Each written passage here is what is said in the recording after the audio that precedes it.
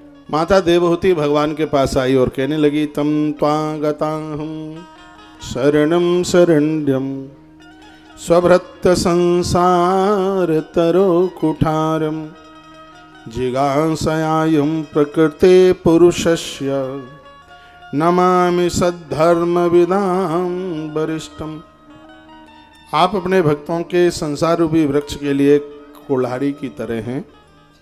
मैं प्रकृति और पुरुष का ज्ञान प्राप्त करने की इच्छा से आप शरणागत वत्सल भगवान के चरणों में मैं आई हूँ। आप मुझे उपदेश करें। भागवत धर्म जानने वालों में सबसे श्रेष्ठ हैं, मैं आपको प्रणाम करती हूँ। मैया ने भगवान को ईश्वर ही मान करके प्रणाम किया। तब भगवान कपिल ने कहा, माँ, कल्याण के लिए महापुरुषों का संग करना चाहिए, महापुरुषों का साथ करना चाहिए, तब ही जीव का कल्याण होगा। साधुओं के साथ संवाद हो, विवाद नहीं। माता ने पूछा, संतों की परिभाषा क्या है? सुन लीजिए। गुरुओं की परिभाषा क्या है? तो भगवान कपिल बताते हैं कि जिनके अंदर इतने लक्षण दिखाई दें तो समझ लेना वो साधु हैं, वो महात्मा हैं। तितिक्षवा कारुण का स्वर्धा सर्वदयीनाम अजात शत्रभा शांता साधवा साधुभूषण। कहा जो लोग सहनशील, जिनके अंदर सहनशीलता है, तो घर में रहते हुए भी आप साधु हैं। सहनशीलता, और जीवन तो तभी चलता है जब जीवन में सहन शक्ति हो। पहला गुण है अच्छे लोगों का, उनके पास सहनशीलता हो। दूसरी दयालुता का भाव हो, लोगों के दुख को देख करके दुखित हो जाए। तीसरी बात है समस्त देहधारियों के कल्याण के लिए जीवन जी रहे हों, किसी के प्रति शत्रु भाव रखने वाले न हों, जो शांत हों, सरल हों, सहज हों, और जिनका स्वभाव सत्पुरुषों का सम्मान करने वाला हो। भगवान कहते हैं जो मुझसे अनन्य प्रेम रखते हैं, हे माँ, वही साधु है। जो मुझसे प्रेम रखते हैं, मेरे साथ में जुड़े हुए हैं। मया नन्यन भावेन भक्तिम कुर्वन्ते दृढ़ा मदाश्रया, जो मेरे ही आश्रय में जीवन जी रहे हैं। हे मैया, उन महापुरुषों के संग जुड़ने से बिल्कुल जीवन का कल्याण हो जाएगा। ये भगवान ने बड़ी अच्छी बात कही। ईश्वर से मिलने के लिए भक्ति और ज्ञान का मार्ग, दो मार्ग बताए। 24 तत्वों से सृष्टि कैसे बनी है, भगवान ने अपने मुख से इन तमाम बातों का विवेचन भगवान ने किया। मैया ने कहा, प्रभु आप यह बताइए कि इस जीव का जन्म किस प्रकार से होता है, ये धरती पर यह जीव कैसे आकर के जन्म लेता है। तो भगवान कहते हैं, माता, यह व्यक्ति अपने शुभ और अशुभ कर्मों के द्वारा पहली रात्रि माँ के उदर में चल के आता है। उसके गर्भाशय में उसका आना होता है पहली रात्रि को। 5वीं रात्रि में उसकी आकृति गोल हो जाती है। 15 दिन में वह बेर की गुठली की तरह खड़ा हो जाता है जीव माँ के उदर में, कुक्षी में। 1 महीने में इस जीवात्मा का सबसे पहले मस्तिष्क निकलता है। इस पूरे शरीर में सबसे पहले मस्तिष्क निकलता है। 1 महीना पूरा होने पर मस्तिष्क निकलता है। दूसरे महीने में हाथ पैर निकलते हैं। तीसरे महीने में हड्डियां निकलती हैं। चौथे महीने में त्वचा निकलती है। 5वें महीने में 7 धातुएं। 6वां 7वां इस महीने में यह जीव माता की कुक्षी में उल्टा हुआ लटका रहता है।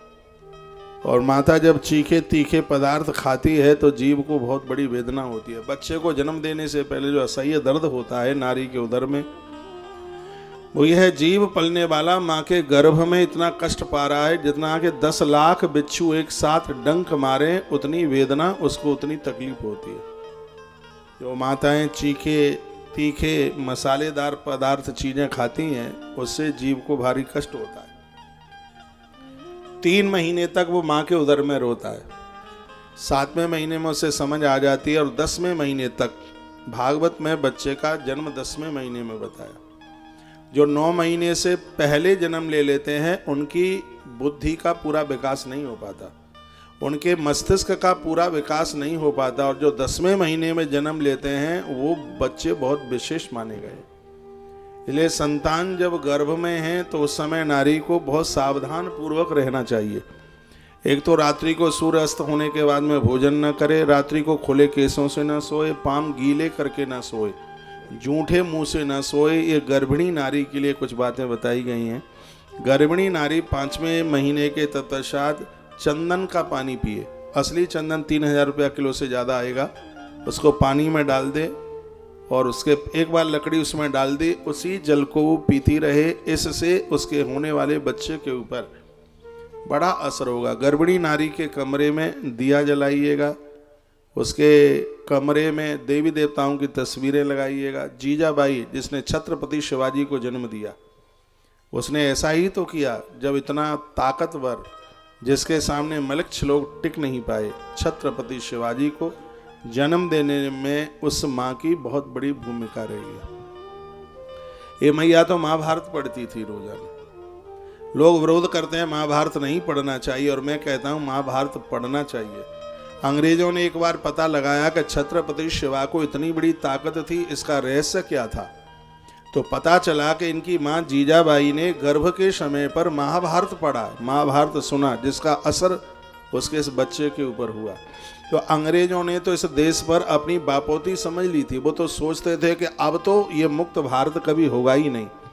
तो उन्होंने ऐसा षड्यंत्र बनाया कि ऐसा प्रचार किया जावे कि कोई भी नारी महाभारत ना पढ़े, क्योंकि गर्भ में संतान है और नारी ने महाभारत पढ़ा तो यदि द्वारा से छत्रपति शिवाजी पैदा हो गया तो हमें भारत छोड़ करके जाना पड़ेगा।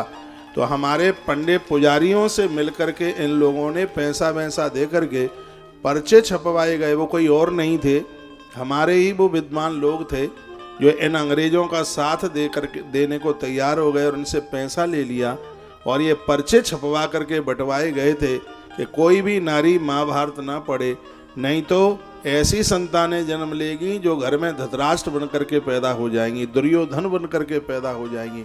इस बात का बहुत बड़ा प्रचार किया गया और यह कहा गया कि जिस घर में महाभारत पढ़ा जाएगा उस घर में महाभारत हो जाएगा। ये आपने भी सुना होगा।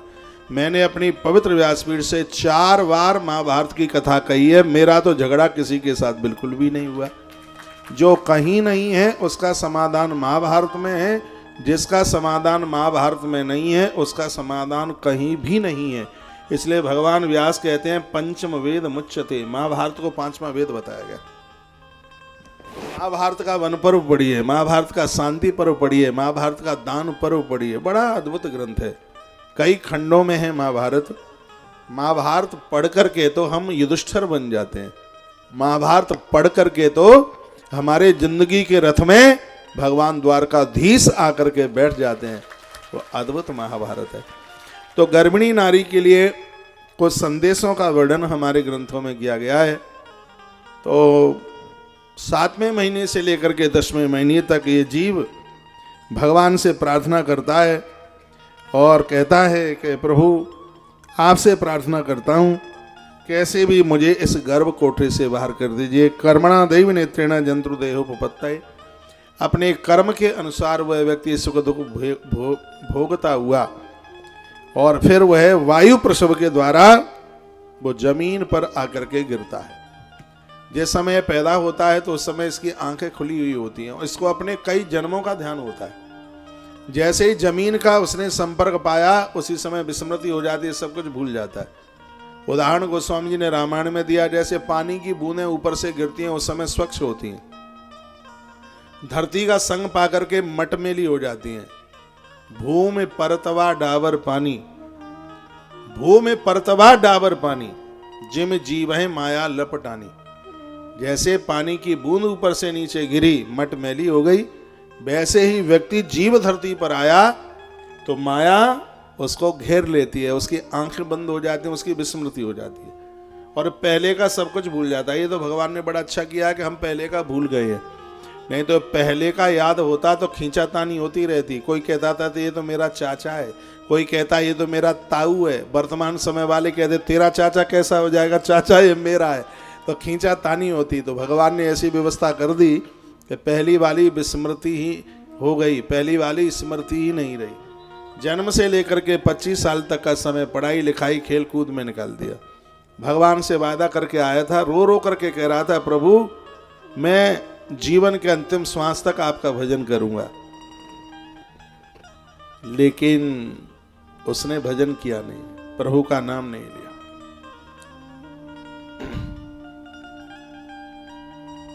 वो एक भजन है, छोड़ विषय रस पीना किया। हरि नाम नहीं तो जीना क्या। यदि जीवन में भगवान का नाम ही नहीं है तो फिर जिंदगी क्या है, कुछ भी नहीं है। 25 साल तो उसके ऐसे निकल गए पढ़ाई लिखाई में। आजकल तो आधे बूढ़े हो जाते हैं पढ़ते पढ़ते। शादियां तो बुढ़ापे में ही हो रही हैं, वृद्धावस्था में। 40 में तो जगह है कब विवाह करना है तब होश आ रहा है कि विवाह करना है। आधी से ज्यादा उम्र तो पढ़ने में निकल जाती है। और हमारे ग्रंथ कहते हैं कि 25 में युवा प्रवेश करे तो उसकी जेब में उसकी तनख्वाह का पैसा, अपनी मेहनत का पैसा होना चाहिए, उसमें पापा का पैसा नहीं जेब में। जवानी में जो बच्चे माई बाप की संपदा को प्रयोग में उसी की रोटी खाते हैं, उनको तो बपन चाटने के बराबर, उल्टी चाटने के बराबर बताया गया है। वो 25 वर्ष का होवे, वो मम्मी पापा के ऊपर डिपेंड नहीं, उसकी कमाई खुद की होनी चाहिए, भले ही वो कम है। लेकिन मेरी बहनें तालियां बजा रही हैं। यदि आपका पति कमाता नहीं है तो मेरी इस कथा को रिकॉर्ड करके ले जाओ, उसको सुनाना। माता पिता का जो मिला है ये तो आशीर्वाद के ही रूप में समझिए। आनंद की बात तो तब है जब तुमने खुद कमा करके मकान बनाया है, तुमने खुद कमा करके गाड़ी खरीदी है, तुमने खुद कमा करके अपने बच्चों को पढ़ा लिखा करके तैयार किया है। इसी में तो आपका पुरुषार्थ है। हम लोग भगवान श्री कृष्ण के पुजारी हैं जिन्होंने नंद बाबा का एक कौड़ी छदाम नहीं लिया। खाली जेब से भगवान वृंदावन से मथुरा गए थे, एक कौड़ी नहीं थी जेब में। नाना अग्रसेन सब कुछ देने को तैयार थे, लेकिन भगवान ने कुछ स्वीकार नहीं किया। खारे सागर के ऊपर भगवान ने द्वारका बनाकर तैयार की है। ऐसे लोग यहाँ बहुत बैठे हैं, माता पिता का जिन्हें सिर्फ आशीर्वाद ही मिला है, अपने पुरुषार्थ से सब कुछ खड़ा कर दिया और आज भी वो बड़े संतुष्ट हैं। घरवालियाँ तो जरूर कहती रहती हैं पापा ने तो सब कुछ उनको दे दिया, जमीन उनको दे दी, मकान उनको दे दिया, दुकान उनको दे दी, हम तो दूर यहाँ पड़े हैं, हमारे पास तो है ही क्या। वो समझाता अरे मम्मी पापा का आशीर्वाद है, भैया कोई और थोड़े ही है, वो भी तो अपना ही है, उसके बच्चे अपने ही तो हैं। और यही भावना होनी चाहिए। पांडवों की कथा में यही तो पढ़ने को मिलता है। इतने परमार्थी बनिए, स्वार्थी मत बनिए। दिन भर में 4 रोटी और दाल ही खानी है, इसमें तो भाई वाह अब आपका यदि कोई कहेगा तो भाई आपका ही तो है। और उसमें तो बुनियादी काम तो यही है, उसमें किसी भी प्रकार की ऐसी दिक्कत नहीं। आप अपना भवन अपनी कमाई से, अपनी मेहनत से, अपने पुरुषार्थ के द्वारा आप तैयार कीजिए। जहाँ भी आप रहते हैं अपने आप का डेवलपमेंट कीजिए, कभी किसी को कोई उलाना मत दीजिए, पुरुषार्थी बनिए। 25 के आप हो गए हैं, अब कमाने की सोचिए। अब माता पिता के धन से नहीं, अब तो अपनी कमाई से अपना परिवार चलाइए। बात समझ में आ रही है? जब आप 60 के हों तो पूरी दुनियादारी से मुक्त हो जाएं। 60 के बाद में हो, बेटियां अपनी ससुराल चली गई हों, बेटों की शादियां हो गई हों, बेटे काम धाम से लग गए हों, 60 में आप बिल्कुल मुक्त संसार परिवार से, 60 में आप पहुंच गए तो एक योगी की तरह अपना जीवन जीना है। सब गृहस्थ के दलदल से बिल्कुल बाहर निकल करके आ जाना है। पति और पत्नी दोनों एक दूसरे का साथ देकर अपना भजन आराधना, अपनी साधना बढ़ाएं। पहले अपने बच्चों की नाक पहुंचती रहीं, अब बच्चों की नाक पहुंचने में लगी है। तो आपको नाक पहुंचना इतना अच्छा लगता है? बच्चों की नाक तो आपको मलाई की तरह लगती है। अरे भजन कर लो डोगरी माता हो, नहीं तो भजन बिन है गए ऊंट बड़े। ऊंट कितना बड़ा होता है, लंबाई बड़ी है उसकी बहुत ज्यादा। भजन बिन है गए ऊंट बड़े, ये तो रेगिस्तान में प्यासे मरे, भजन बिन है गए ऊंट बड़े। भजन करो, आराधना करो, ईश्वर को मानो। बच्चों को तो बस आशीर्वाद ही दो। बच्चों की कमाई देख देख करके ज्यादा हर्षित, ज्यादा रसगुल्ला मत खाओ। हाँ, भजन छूटता है, माला छूटती है, देख देख करके। बेटे ने अब के वहाँ प्लॉट खरीद लिया है, वहाँ मकान खरीद लिया, वहाँ प्लॉट खरीद लिया है, वहाँ उसने क्या बोलते हैं उसको, फ्लैट खरीद लिया, और बड़े खुश हो रहे हैं। माला तो वो धरी है उधर, बस इसी में लगे। मुट्ठी भर जीवन भी नहीं रहा, पता नहीं कि सोते हुए कल प्रातः जग पाएंगे कि नहीं। मकान बनाया है ये सत्य नहीं है उसमें रह पाएंगे। दुकान बनाई है, सत्य नहीं है कि वो हमारे पास ही रहेगी, लेकिन ये सत्य है, जो जन्मा है उसकी मौत जरूर होगी। इस परम सत्य को लोग भुलाए बैठे हैं, इसलिए तो वो परेशान है। आदमी 90 साल का हो जाए, 24 घंटा जिंदा रहना है, तो भी उसे इस बात का होश नहीं है कि तुम मरोगे। वो तो बोलता है कि लक्ष्मण वाली संजीवनी से भी बड़ी वाली संजीवनी पिए बैठा हूं, मैं तो मरूंगा ही नहीं। उसने तो ऐसा ही सोच रखा है। यहाँ वानप्रस्थी लोग बैठे हैं, दादा लोग बैठे हैं, मैं तो बड़ा आग्रह पूर्वक निवेदन करूंगा, आप 60 प्लस हो गए, दुनियादारी बच्चों को सौंपिए, आसपास मंदिर है वहां जाइए, थोड़ा टहलते रहिए, भगवान का नाम लेते रहिए, अब घर में झगड़ा मत कीजिए। सब्जी में थोड़ी नमक कम रह जाती है, आप दे गालियां, इतनी गालियां देते हैं कि इतनी तो पुलिस वाले भी नहीं देते। अभी भी इतना आक्रोश है, इतना क्रोध है, अब थोड़ा सिर के ऊपर बर्फ रखना सीखिए। जवानी में आपने बहुत क्रोध किया, ये क्रोध तुम्हारे पुण्यों को छीण कर देगा। लाल मिर्च मत खाया करो, काली मिर्च लो, ये लाल मिर्च तो ज्यादा क्रोध बढ़ाएगी। साधना में जीवन का निर्वहन करें। भगवान कपिल की कथा हमें और आपको यही संदेश देती है। आए थे हर भजन को ओटन लगे कपास। जब ये आदमी मर के जाता है तो भगवान ये नहीं कहता कि कौन सी जाति में तूने जन्म लिया। उसने आज तक नहीं पूछा तूने ब्राह्मण के घर में जन्म लिया या बनिया के घर में जन्म लिया या और किसी के घर में। भगवान ने आज तक पूछा ही नहीं। ना भगवान ने ये पूछा कि तेरी पढ़ाई लिखाई कितनी हुई है, ये भी भगवान ने नहीं पूछा। और ना भगवान ने ये पूछा कि तेरे मकान कितने थे, और ना भगवान ने ये पूछा कि तेरे बच्चे कितने थे। ये भगवान पूछता ही नहीं है। जब ये जीवात्मा परमात्मा के यहाँ पहुंचता है तो भगवान ये जरूर पूछता है कि मैंने मनुष्य बना करके तुझे भेजा धरती पर, तो तूने काम कौन कौन से करे, ये भगवान पूछता है। वाह वाह, क्या तालियां बजा रहे हैं, बिल्कुल मरी मराई। तो नैतिक काम कीजिए, अच्छे काम कीजिए, बढ़िया काम कीजिएगा। ऐसे काम कीजिए आपके कार्य मरे नहीं, कभी जिंदे बने रहे। ऐसे काम, आप कहीं भी रहते हैं, चाहे देश में रहते हैं, परदेश में रहते हैं, आप कहीं भी रहते हैं, तो मैं तुम्हारा परिचय तुम्हारे पिता के नाम से नहीं, तुम्हारे नाम से तुम्हारे पिता का परिचय दिया जाए। राम जिस गली से निकलते थे, लोग कहते थे ये वही राम हैं जिनके पिता दशरथ राजा हैं, ये बोलते थे। पिता के नाम से तुम्हें जाना जाएगा तो ये कौन सी बड़ी बात हो गई है। आप इतने अच्छे, इतने बढ़िया बनिए कि आपके नाम से आपके माता पिता को जाना जाए। इतने बढ़िया बनिए तो 50-60 साल तक गृहस्थ आश्रम, उसके बाद में ऐसा जीवन जिए, यह लोग परलोक सब संभल जाएं। यहाँ मेरी बहनें बैठी हैं, भाई लोग भी बैठे हैं, माता पिता वानप्रस्थी हो गए, 60 के ऊपर हो गए हैं, उनको मुक्त कर दो बिल्कुल। चाहे वो 4 बजे जगह, चाहे 10 बजे जगह, आपको बोलने का बिल्कुल अधिकार नहीं है। वो खूब जगह 3-3 बजे तक, रात भर उन्होंने मेहनत की। 7 बजे तो उन्होंने दुकान खोल ली है। अब काम तुम्हारा, झाड़ू तुम लगाओ, पोंछा तुम करो, बर्तन तुम मांजो, प्रसाद तुम बनाओ। नहीं तो फिर तुम्हें घर में लाने की भी जरूरत ही क्या थी। जब ये डुकरा डुकरियां बुढ़ापे में लगे रहते तो फिर बहू का मतलब क्या था घर में आने का। इन्हें बिल्कुल मुक्त कर दीजिएगा। उनका सर्व प्रकार से ख्याल रखो, उनकी दवाई का, उनके भोजन आहार का, उनके कपड़े लत्तों का ध्यान रखो। यही तो तुम्हारा धर्म है। मैं कहूँगा कि स्वयं महादेव और माँ पार्वती आपके घर में रह रही है, ऐसा भगवान व्यास लिखते हैं। आपको बुरा लग रहा है तो व्यास जी कहीं मिल जाए तो उनसे लड़ना कि तुमने डुकरा डुकरी की इतनी महिमा क्यों लिख दी उसमें। ये भगवान हैं आपके घर में, जीवंत भगवान तो यही है। इनका आदर करना सीख लीजिए। हम जैसे लोगों के पाम छू छू करके तुम चमड़ा नोच ले पामों का, तो भी हम आपका कल्याण नहीं कर पाएंगे। साधुओं का भी आशीर्वाद उन्हीं के ऊपर चलता है जिनके ऊपर वृद्धों का आशीर्वाद है, बूढ़ों का आशीर्वाद है। इनका आशीर्वाद लीजिए। तत्पश्चात माता देवहूति ने अद्भुत कथा सुनते सुनते अपने प्राणों को छोड़ दिया। भगवान ने अपनी माता की अस्थियों का विसर्जन गंगा जी में किया।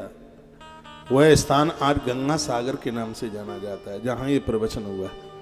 कहते हैं सारे तीर्थ बार बार, गंगा सागर एक बार। सभी तीर्थों में बार बार जाओ, गंगा सागर एक बार चले जाओ।